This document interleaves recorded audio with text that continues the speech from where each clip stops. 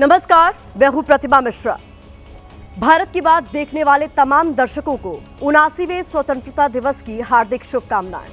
तो चलिए दिन की हर बड़ी खबर के साथ आइए शुरू करते हैं भारत की बात। शुरुआत करते हैं उन खबरों के साथ जिन पर आज हम विस्तार से करने वाले हैं चर्चा। आज पूरा देश आजादी का जश्न मना रहा है। इस बीच हम उन लोगों को याद करेंगे जो किश्तवाड़ की आपदा से लौटकर घर नहीं आए। किश्तवाड़ से कुदरत के हाहाकार की ग्राउंड रिपोर्ट आपके लिए होगी। भारत कुदरती आपदा की मार झेल रहा है। किश्तवाड़, धराली, मंडी, हर तरफ प्रकृति हमारी परीक्षा ले रही है। कुदरती आपदाओं से भारत को आजादी कैसे मिलेगी, आज इसका विश्लेषण आपके लिए होगा। आजादी के 78 साल बाद भी हम देश के भविष्य को सुरक्षित स्कूल की छत नहीं दे पाए हैं। राजस्थान में 15 अगस्त के दिन फिर एक स्कूल में हादसा हुआ है। ये खबर भी आपके लिए होगी। और हर दिन की तरह रात 8:30 बजे आप मेरे साथ देखेंगे स्पेशल रिपोर्ट सीमा पर शूरवीर। लेकिन शुरुआत आपदा से आजादी वाली विजुअल रिपोर्ट के साथ करते हैं।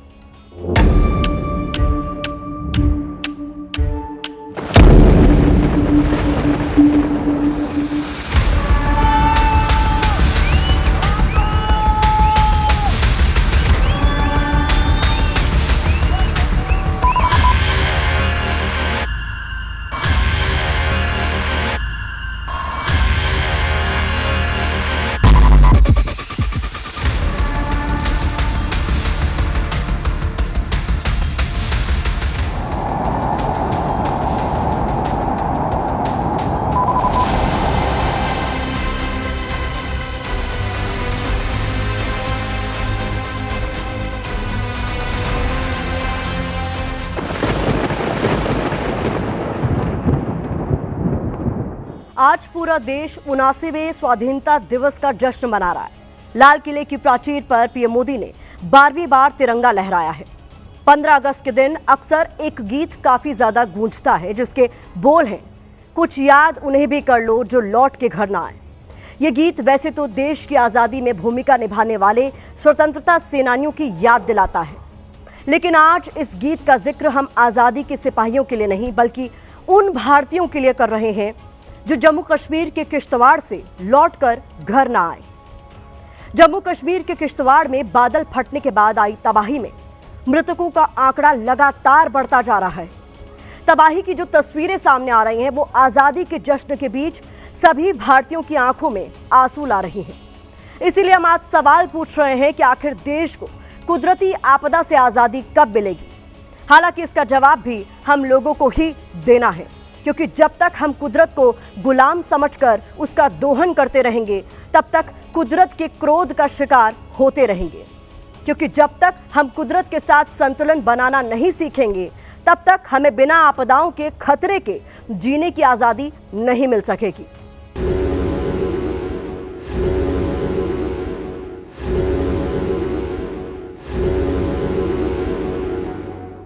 प्रकृति हम सब की परीक्षा ले रही है। पिछले कुछ दिनों में प्राकृतिक आपदाएं, भूस्खलन, बादलों का फटना, न जाने कितनी कितनी आपदाएं हम झेल रहे हैं।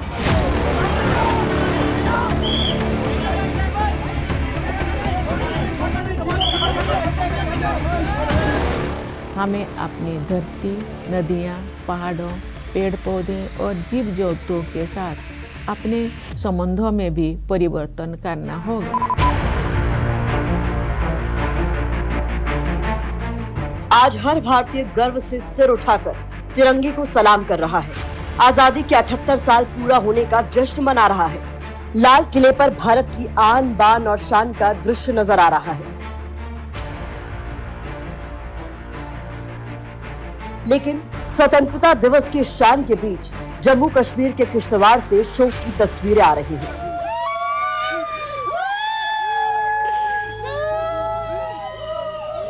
धराली में तबाही के निशान अभी धुंधले भी नहीं पड़े थे कि जम्मू कश्मीर के किश्तवाड़ में एक बार फिर कुदरत ने विनाश वाली करवट ली।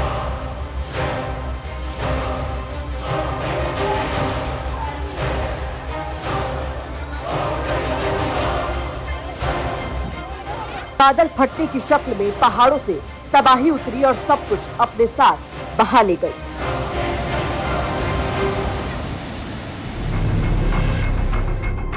तीन 300 से ज्यादा आबादी और 40 से ज्यादा घरों वाला गांव चसोटी पूरी तरह से तबाह हो गया।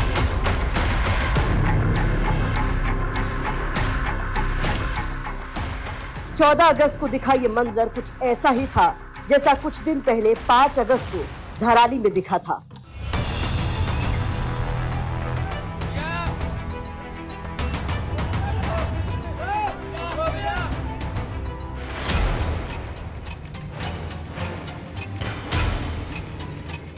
यहां तबाही इसलिए भी ज्यादा हुई क्योंकि मचैल माता मंदिर यात्रा के लिए यहां हजारों की संख्या में श्रद्धालु जमा थे। चसोटी गांव यात्रा का पहला पड़ाव है। बादल वहीं फटा जहां से यात्रा शुरू होने वाली थी। यहां श्रद्धालुओं की बसें, टेंट, लंगर और कई दुकानें थी। सब विनाश की बाढ़ में बह गए और पीछे छोड़ गए तूफान के बाद की तबाही के निशान।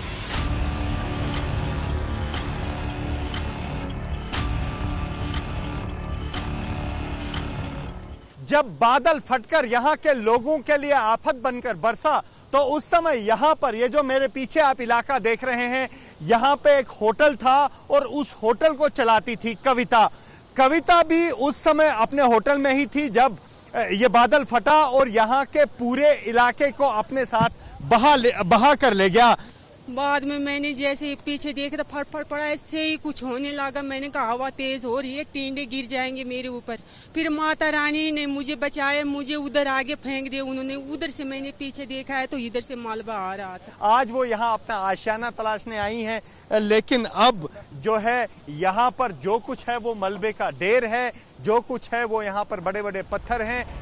जम्मू कश्मीर के मुख्यमंत्री उमर अब्दुल्ला लगातार मृतकों और लापता लोगों के बारे में जानकारी दे रहे हैं। मृतकों का आंकड़ा लगातार बढ़ता जा रहा है। मौके पर राहत और बचाव का काम जारी है। ये वो बचाव दल है जो यहाँ पर लगातार ऑपरेशन चला रहा है। ऑपरेशन इस मलबे में फंसे लोगों को निकालने के लिए, इस मलबे में फंसी जिंदगियों को निकालने के लिए, इस मलबे में अगर कोई बचा है उसको ढूंढने के लिए। मेरे जम्मू के किश्तवाड़ समेत धराली और बाकी राज्यों में आई आपदाओं का जिक्र आज पीएम मोदी ने भी अपने संबोधन में किया। उन्होंने कहा कि प्रकृति हमारी परीक्षा ले रही है। प्रकृति हम सबकी परीक्षा ले रही है। पिछले कुछ दिनों में प्राकृतिक आपदाएं, भूस्खलन, बादलों का फटना, न जाने कितनी कितनी आपदाएं हम झेल रहे हैं। गौर करने वाली बात यह है कि प्रकृति हमारी परीक्षा तब तक लेती रहेगी जब तक हम प्रकृति को गुलाम समझने वाली सोच नहीं छोड़ेंगे। इसके बाद ही हमें कुदरती आपदाओं से आजादी मिल सकती है। इसके लिए करना क्या होगा वो भी जान लीजिए। कुदरत के साथ संतुलन बनाकर चलना होगा। कुदरत के नियमों को समझते हुए विकास करना होगा। कुदरत के अंधाधुंध दोहन की आजादी छोड़नी होगी। कुदरत के प्रति सम्मान दिखाना होगा। तब जाकर ही कुदरत से हमें बिना आपदाओं की दहशत के जीने की आजादी मिल सकेगी। राष्ट्रपति द्रौपदी मुर्मू ने 15 अगस्त की पूर्व संध्या पर प्रकृति के साथ संतुलन बनाने की बात कही है। जलवायु परिवर्तन की चुनौती का सामना करने के लिए हमें अपने आप में भी कुछ परिवर्तन करने होंगे। हमें अपनी आदतें और अपनी विश्व दृष्टि में बदलाव लाना होगा। गौर करिएगा, बिना प्रकृति के इंसान का कोई भी अस्तित्व नहीं है, क्योंकि हम सब कुछ बना सकते हैं लेकिन हवा, पानी, पेड़ और जंगल नहीं खड़े कर सकते और इनके बिना धरती पर जीने की आजादी नहीं मिल सकती।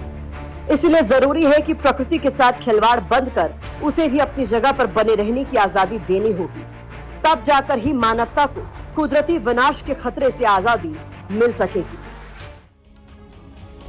अंग्रेजों को भारत से भगाकर हमने एक स्वतंत्र राष्ट्र के तौर पर आजादी हासिल की थी। लेकिन क्या आपने कभी सोचा है कि कुदरत हमें कितनी तरह से आजादी देती है?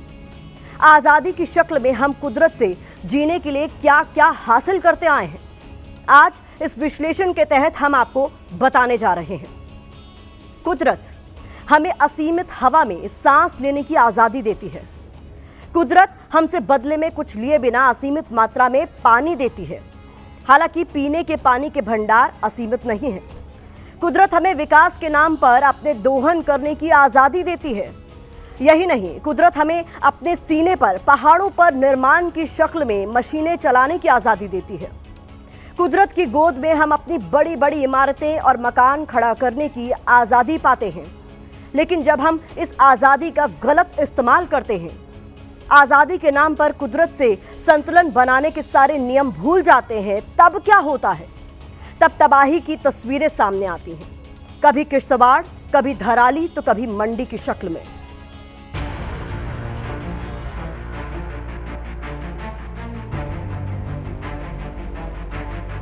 और मंजर आप देखेंगे इस गानवी गांव का तो आप दंग रह जाएंगे कि किस तरीके के हालात यहाँ पे रहे होंगे। हालांकि गनीमत है कि यहाँ किसी की जान नहीं गई। हम तो कल शाम से भूखे प्यासे है जी, कहाँ जंगल में रह रही है, रहने के लिए कोई यही नहीं है। तो आप देख सकते हैं कि यहाँ पे मंजर किस तरीके का है कि बादल जो हैं यहाँ गरज रहे हैं, तो स्थानीय लोग जो हैं यहाँ से भाग रहे हैं, क्योंकि बादल जो हैं जोर जोर से गरज रहे हैं, तो स्थानीय लोग यहाँ से भाग रहे हैं कि बाढ़ जो है। क्यों आप बादल गरज रहे हैं, आपको डर लग रहा है? हाँ, डर लग रहा है सर। देखो बादल कैसी आवाज़ आ रही है, इसकी कैसे गड़ की आवाज़ आ रही है। पिछले दिन जो है 5:45 बजे 5 बजे इतला हुआ था हमारे लिए। हम ऊपर नंती से फ़ोन द्वारा आया था, तो 6 बजे यहाँ पहुँच गई बाढ़। हाँ जी, और लेवल बहुत बढ़ गया था, आज तो डाउन हो गया है। जम्मू कश्मीर में आई आपदा आपने देखी, हिमाचल प्रदेश में आई तबाही की तस्वीरें भी हमने आपको दिखाई, लेकिन उत्तराखंड के धराली में आए विनाश को भी भुलाया नहीं जा सकता। आज जब हम आपदाओं से आजादी की बात कर रहे हैं, तब धराली में आई तबाही का जिक्र करना बेहद जरूरी है। धराली में तबाही इसलिए आई क्योंकि हमने कुदरत से मिली आजादी का गलत तरीके से, गलत ढंग से इस्तेमाल किया।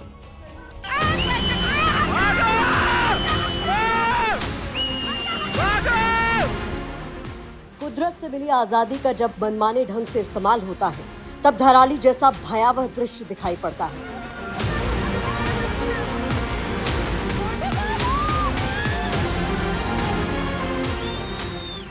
कहना गलत नहीं होगा कि 5 अगस्त को आई आपदा के बाद धराली शमशान बन चुका है।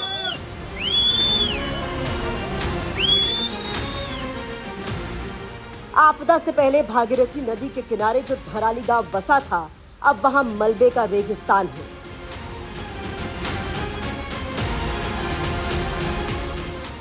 यहां रेस्क्यू टीम के लिए मलबे के ढेर में शवों की तलाश कर पाना भूसे के ढेर में सुई ढूंढने के बराबर है, क्योंकि चारों तरफ कई फीट तक का मलबा जमा है।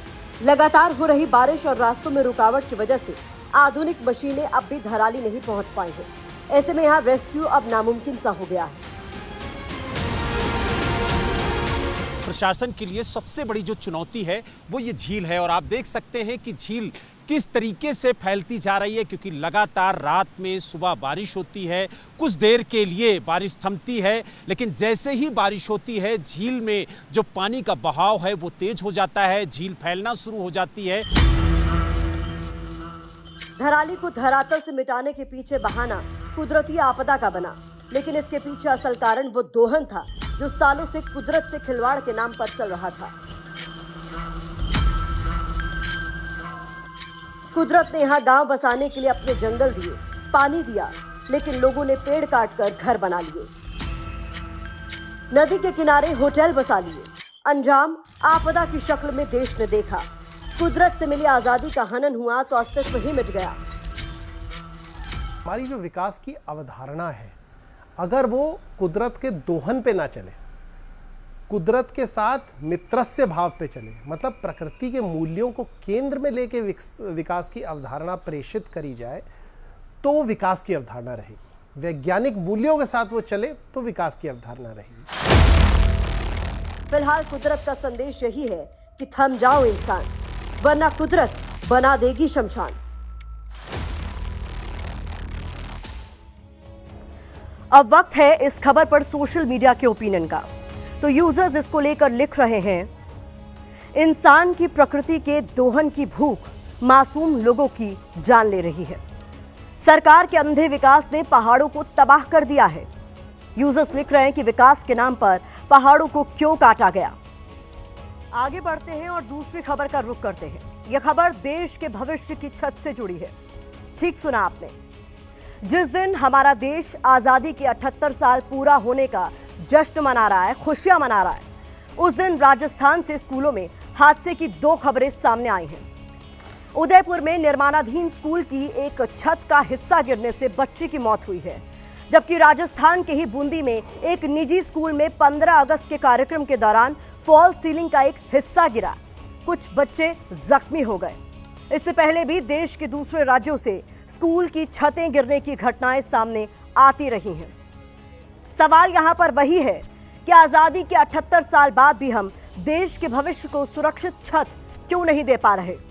आखिर बच्चों के ऊपर गिरते स्कूल बिल्डिंग से देश को आजादी कब मिलेगी? कब हम अपने बच्चों और देश के भविष्य की बिना डरे स्कूलों में पढ़ने की आजादी उन्हें दे पाएंगे?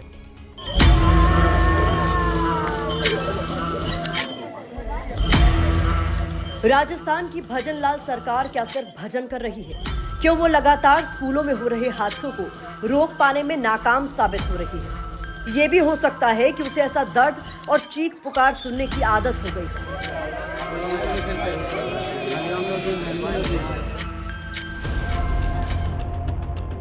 अब तो हद ही हो गई। फिर उदयपुर के कोटड़ा में स्कूल बिल्डिंग से जुड़ा एक हादसा हो गया। यहाँ गांव में नए स्कूल का निर्माण चल रहा था। अचानक उसका एक हिस्सा गिरा और बिल्डिंग के पास मौजूद 2 बच्चियां इसकी चपेट में आ गई। तस्वीरें ऐसी हैं कि साफ साफ आपको दिखा भी नहीं सकते, लेकिन उनके माता पिता का दर्द जरूर सुना सकते हैं। हादसे में बच्ची की मौत हो गई और एक घायल हो गई।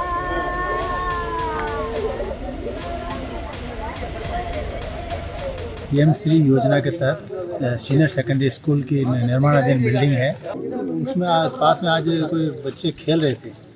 बच्चों के खेलते दौरान एक छज्जा गिर गया, जिसमें से एक मोदी नाम की लड़की है जिसका ननियाल था, उसके मौके पर ही मौत हो गई।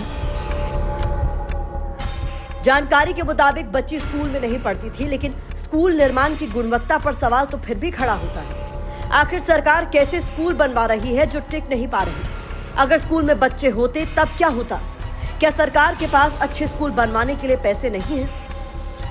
राजस्थान की सरकार एक तरफ आईफा अवार्ड फंक्शन में फिल्मी सितारों के नाच गाने पर 100 करोड़ रुपए खर्च कर देती है, वहीं इसी सरकार को स्कूलों की सेहत सुधारने के लिए मुंबई जाकर उद्योगपतियों से मदद मांगनी पड़ती है। सवाल यह है कि स्कूल की सेहत सुधारने के लिए अगर चंदा मांगने की ज़रूरत पड़ रही है तो आईफा अवार्ड समारोह में पैसे पानी की तरह क्यों बहाए गए?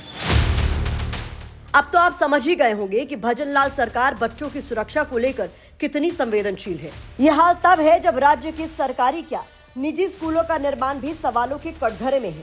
बूंदी के एक प्राइवेट स्कूल में स्वतंत्रता दिवस का कार्यक्रम चल रहा था। फॉल सीलिंग का एक हिस्सा गिर गया, छोटे छोटे बच्चे घायल हो गए। सोचिए, जिस छत के नीचे देश का भविष्य बैठता है उसका निर्माण कितना कमजोर है। घटनाएं बहुत ज्यादा होती जा रही है। सरकारें इन चीजों पर ध्यान देती नहीं है।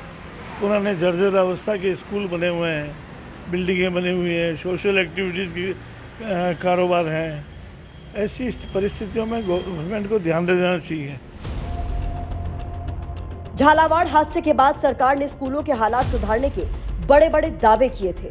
शिक्षा मंत्री मदन दिलावर मीडिया के सामने आकर स्कूलों की हालत सुधारने के बयान दे रहे थे। कहां गए वो दावे और बड़े बड़े बयान? हकीकत यह है कि सरकारों और सिस्टम को लापरवाही की गुलामी छोड़नी होगी, तब जाकर देश के भविष्य को शिक्षा की सुरक्षित छत मिल सकेगी। राजस्थान में हर 5 साल में सरकार बदल देने का रिवाज है। ऐसे में कोई भी पार्टी या सरकार दूसरे पर निशाना साधकर खुद का बचाव नहीं कर सकते। कहा जा सकता है कि यहाँ जो सिस्टम काम कर रहा है उसकी प्रायोरिटी में ना तो स्कूल है, ना बच्चे और ना उनकी शिक्षा। 78 साल बाद भी हमें ना गिरते स्कूलों से आजादी मिली है और ना ही खराब सड़कों और गड्ढों से। आजादी के जश्न वाले दिन महाराष्ट्र में भिवंडी वाड़ा हाईवे खराब सड़क ने एक युवक की जान ले ली। 22 साल के मेडिकल छात्र रहमान अली शेख की हाईवे पर हादसे में मौत हो गई। हादसा इसलिए हुआ क्योंकि सड़क खराब थी। रहमान अली 15 अगस्त के कार्यक्रम में हिस्सा लेने के लिए कॉलेज जा रहे थे। जगह जगह पर सड़क खराब होने की वजह से उनका 2 व्हीलर फिसला और कंटेनर ने उन्हें कुचल दिया। कुछ दिन पहले इसी हाईवे पर एक और युवक की जान जा चुकी है। इसीलिए हमने कल भी ये सवाल पूछा था और आज एक बार फिर से ये सवाल पूछ रहे हैं कि खराब सड़कों और गड्ढे वाले सिस्टम से हमें आजादी आखिरकार कब मिलेगी। देश 79वां स्वतंत्रता दिवस मना रहा है। इस बार का स्वतंत्रता दिवस इस मायने में भी खास है क्योंकि हमने ऑपरेशन सिंदूर के जरिए पाकिस्तान को धूल चटाई है। सेना के इस शौर्य को देश सलाम कर रहा है। आज जब देश स्वतंत्रता दिवस के जश्न में डूबा है, उस वक्त भी हमारे शूरवीर सीमा की हिफाजत के लिए डटे हुए हैं। एबीपी न्यूज संवाददाता अजय बाचलू और आसिफ कुरैशी इसी का जायजा लेने एलओसी पर पहुंचे। देखिए एलओसी से हमारी स्पेशल रिपोर्ट, सीमा पर शूरवीर।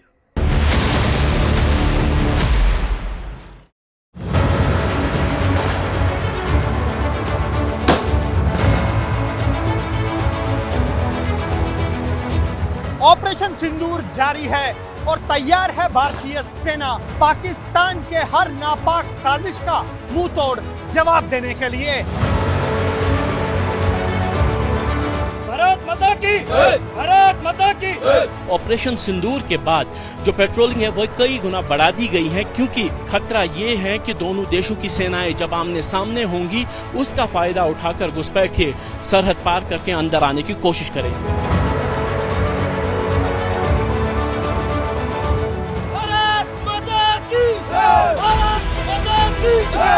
ये हिंद के रणबांकुरों का जोश है, जुनून है जो हर वक्त हर परिस्थिति में हाई रहता है। हिंदुस्तान के ये शेर मां भारती पर मर मिटने के लिए सदैव तैयार रहते हैं। प्रधानमंत्री मोदी ने ऐलान किया है कि ऑपरेशन सिंदूर खत्म नहीं हुआ है। इसलिए हमारी सेना अपने जवानों को लगातार आधुनिक हथियारों और टेक्नोलॉजी से लैस कर रही है, जिसका जायजा लेने एबीपी न्यूज के 2 जाबाज रिपोर्टर एलओसी पर पहुंचे। हम एलओसी के इतने करीब हैं कि यहाँ पर बिना बुलेट प्रूफ जैकेट के जाना जोखिम भरा हो सकता है और इन्हीं परिस्थितियों में यहाँ भारतीय सेना के वीर जवान अपनी ड्यूटी को अंजाम देते हैं। यहाँ एक चूक का मतलब गोली है क्योंकि ये इलाका जो है ये एलओसी से सटा हुआ इलाका है और एलओसी से सटा हुआ पाकिस्तान यहां से महज कुछ ही मीटर की दूरी पर है और यहां पर सावधानी ही पहला कदम है। ये एक संवेदनशील इलाका है। कुछ ही दूरी पर पाकिस्तान की सीमा शुरू हो जाती है। कटीले तारों की ये फेंसिंग सीमा का बंटवारा तय करती है। यहाँ मौसम आंख मिचौली खेलता है, लेकिन हमारे वीर जवान दिन हो या रात, बारिश हो या धूप, मातृभूमि की हिफाजत में डटे रहते हैं। ये पाकिस्तान से सटी हुई सबसे संवेदनशील एलओसी है और यहां से कुछ ही मीटर पर पाकिस्तान का इलाका शुरू होता है। यह इतना संवेदनशील है कि यहां पर बिना बुलेट प्रूफ जैकेट के आप नहीं आ सकते। और यहां पर ऑपरेशन सिंदूर के बाद सेना कितनी सतर्कता बरतती है अपने ऑपरेशंस को लेकर, उसकी एक एक्सक्लूसिव तस्वीर मैं आपको दिखाना चाहता हूं। मेरी दाहिनी तरफ आप देख रहे हैं ये पूरा एलओसी का इलाका है। ये वो तारबंदी है जिसके बाद पाकिस्तान शुरू होता है और पाकिस्तान इसी तारबंदी के उस पार से लगातार न केवल भारतीय चौकियों पर तैनात जवानों को निशाना बनाता है बल्कि लगातार यहां पर शेलिंग भी करता रहा है ऑपरेशन सिंदूर के दौरान। उसके बाद यहां पर जो भी डिप्लॉयमेंट होती है, यानी कि यहां पर जो भी ट्रूप्स की रेकी होती है, जो भी जवान गश्त करते हैं, उस गश्त से पहले पूरे इलाके को जो है क्वाडकॉप्टर यानी कि ड्रोन से खंगाला जाता है। तस्वीरें आप ड्रोन की देख रहे हैं कि किस तरह यहां पर ट्रूप्स की यानी कि जवानों की गश्त से पहले ड्रोन को लाया गया है ताकि ड्रोन इस पूरे इलाके को खंगाल ले और यह सुनिश्चित करें कि इस तार के उस पार जो लंबी लंबी बड़ी बड़ी घास है उसकी आड़ में कोई पाकिस्तानी ना छिपा हो।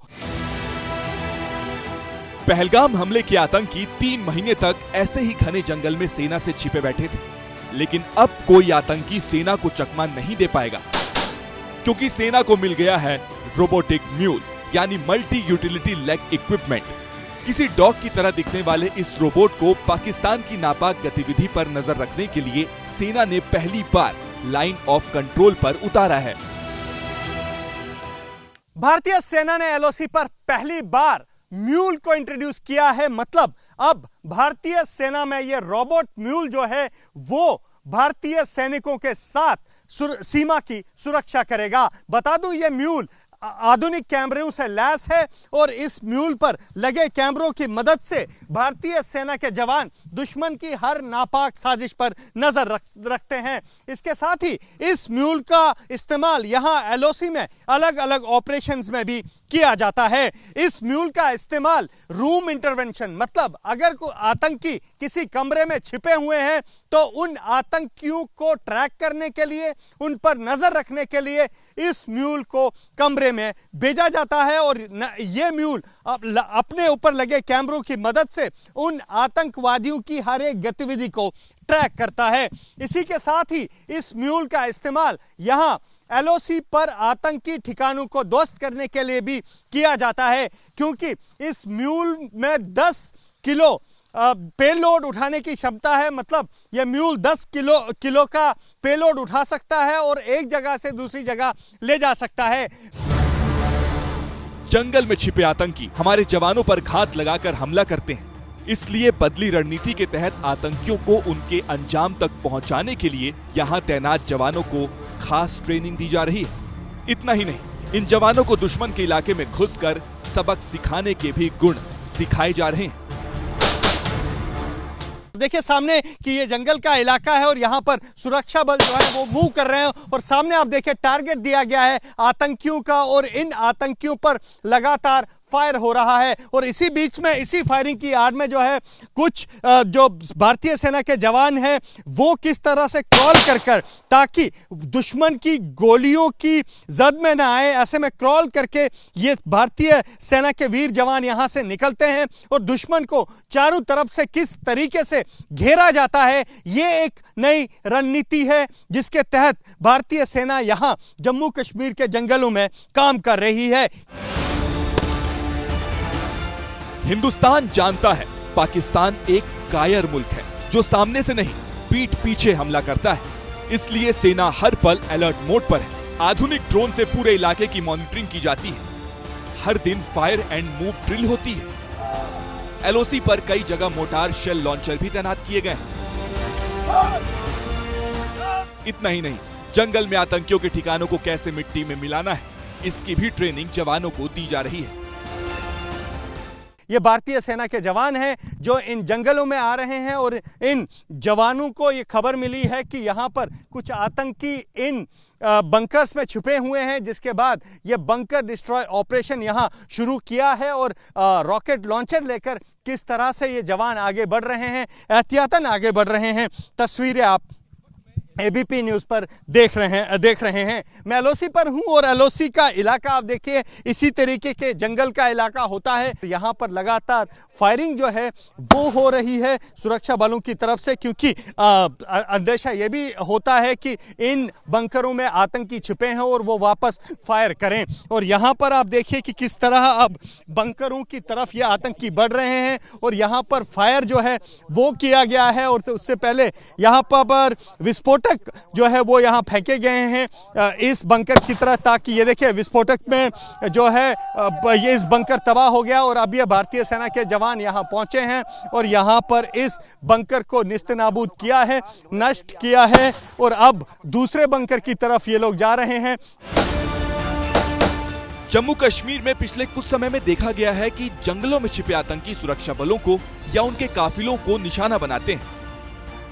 काफिले में जा रहे जवान अचानक हुई फायरिंग का जब तक जवाब देते हैं, आतंकी इस इलाके को छोड़कर भाग जाते हैं।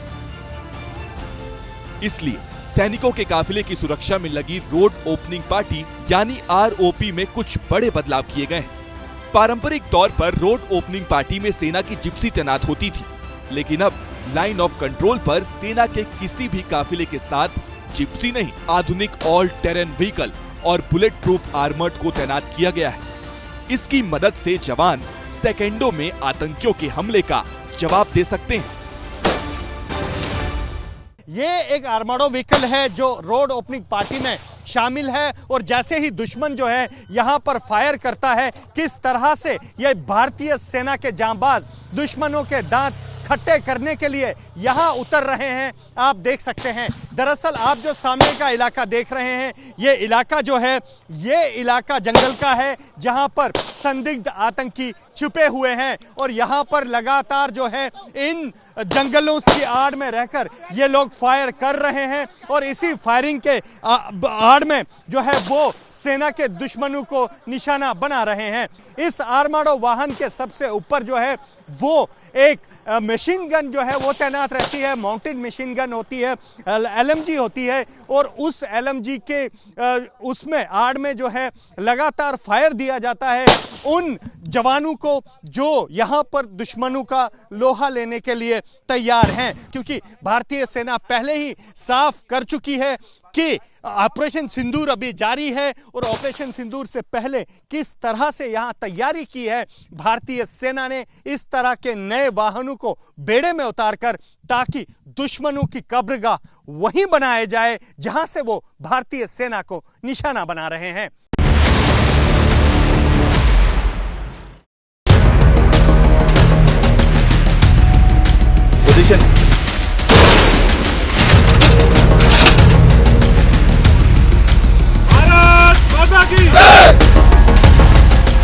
दुश्मन को कैसे मार गिराना है। जम्मू में एबीपी रिपोर्टर अजय बाशलू पाकिस्तान सीमा के करीब पहुंचे तो कश्मीर के कुपवाड़ा में संवाददाता आसिफ कुरैशी LOC पर सेना की एक फॉरवर्ड चौकी पर।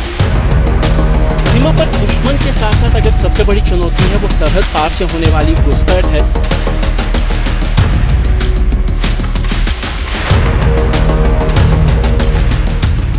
एबीपी न्यूज की टीम जब यहां पहुंची, भारतीय जवान बोफोर्स तोप के साथ ट्रेनिंग कर रहे थे।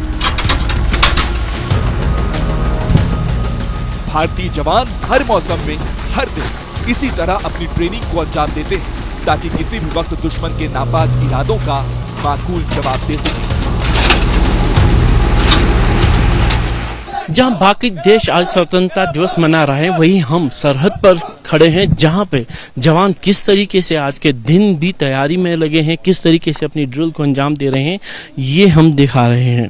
हम इस समय जम्मू कश्मीर के उत्तरी सीमा में कुपवाड़ा में कहीं पे LOC पर हैं और यहाँ पे वो गन पोजीशन है जो ऑपरेशन सिंदूर के दौरान पाकिस्तान को निशाना बनाने के लिए इस्तेमाल हुआ था। और यहाँ पर हर दिन अभी भी जो है सेना के जवान वो प्रयास कर रहे हैं, वो तैयारी कर रहे हैं कि कहीं पे भी अगर जंग की स्थिति होती है तो वो तैयार रहे।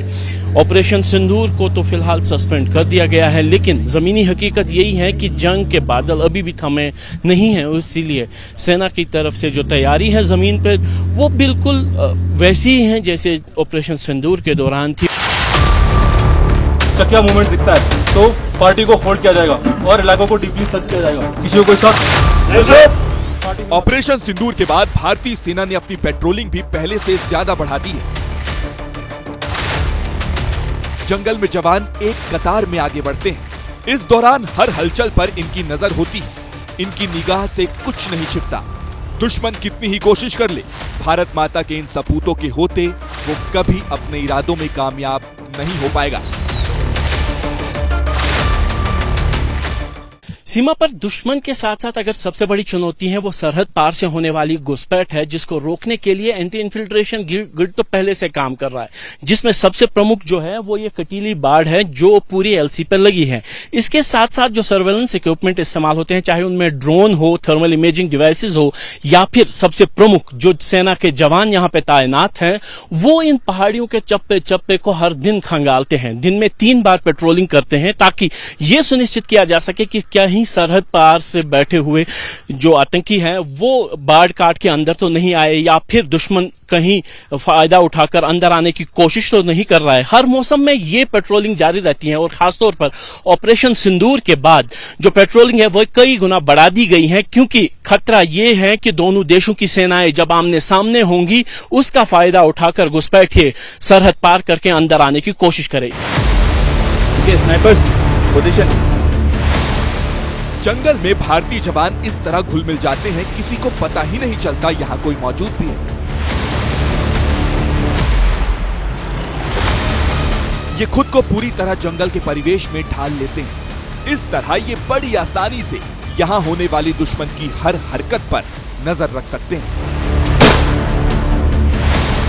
दुश्मन की एक हिमाकत और उसका गेम ओवर। जंगलों में ये जवान खुद के लिए मचान भी बनाते हैं, जहां ये लंबे समय तक रहकर निगरानी कर सकते हैं।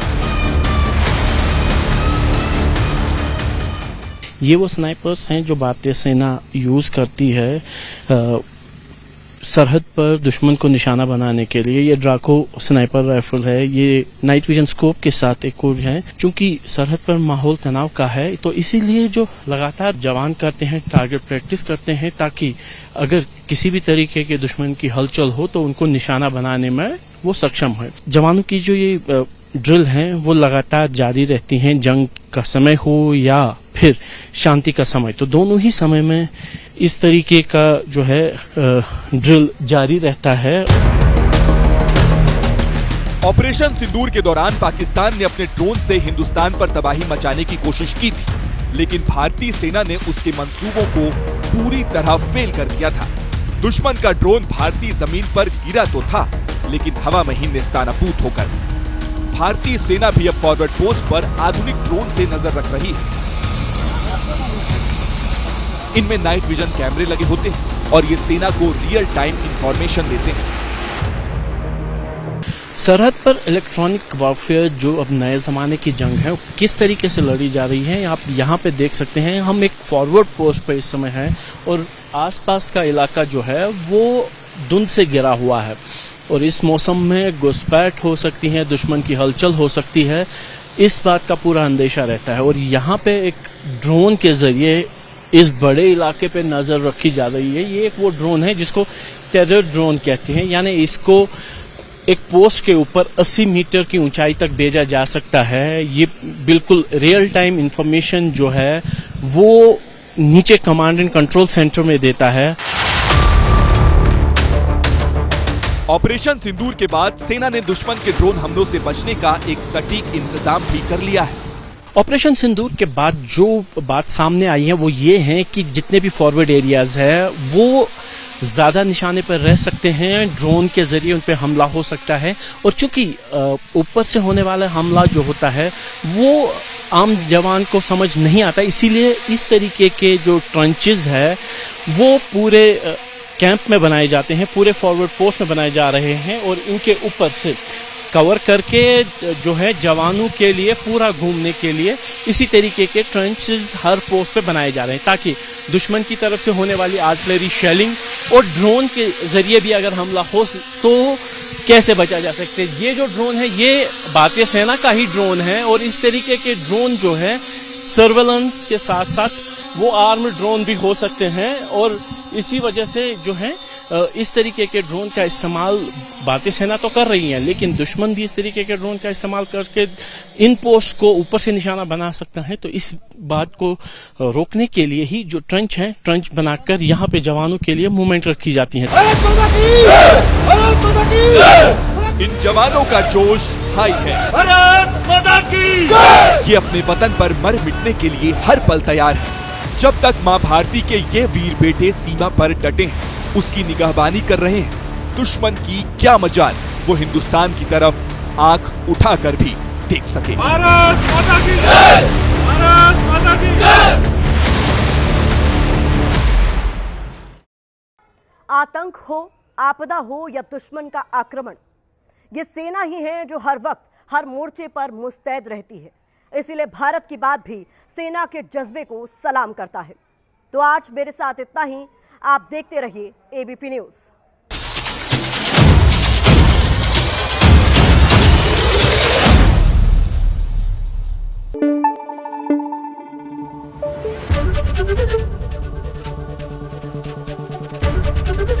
एबीपी न्यूज आपको रखे आगे।